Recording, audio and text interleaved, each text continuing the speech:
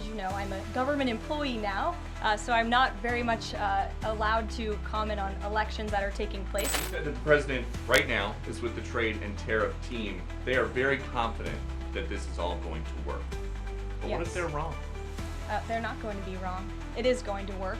And the president has a brilliant team of advisors who have been studying these issues for decades. And we are focused on restoring the golden age of America and making America a manufacturing superpower. And again, Peter, I would point you to the investments that have already trickled into this country. And the president hasn't even made his tariff announcement yet tomorrow. There have been billions of dollars in private investments from around the world pouring into American communities. What does that look like for those watching at home, for the people you mentioned, worried about their own economic circumstances? It means more jobs in your communities, which means more money, more investments, more money in your pocket. That's what the president is committed to. And I would be remiss if I didn't mention the president's commitment to tax cuts, which we are counting on Congress to do, especially on Social Security. And one more. Sure. Are the special elections today a referendum on the president?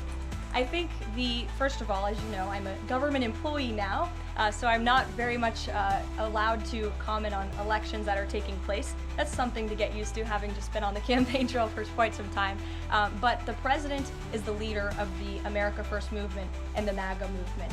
And that was made very clear on November the 5th when he received nearly 80 million votes. I could also say that it is the constitutional right of every law-abiding American in these places where these elections are being held to vote, and every American should exercise their constitutional rights. When the president goes down to Florida on the weekends, does he ever hear from, there are so many retired folks down in Florida, does he ever hear from any retired Americans who are stressed about these wild swings in the stock market because of the tariff uncertainty, and they're sitting there on fixed income or living off the 401k, and they don't know how much money's going to be left?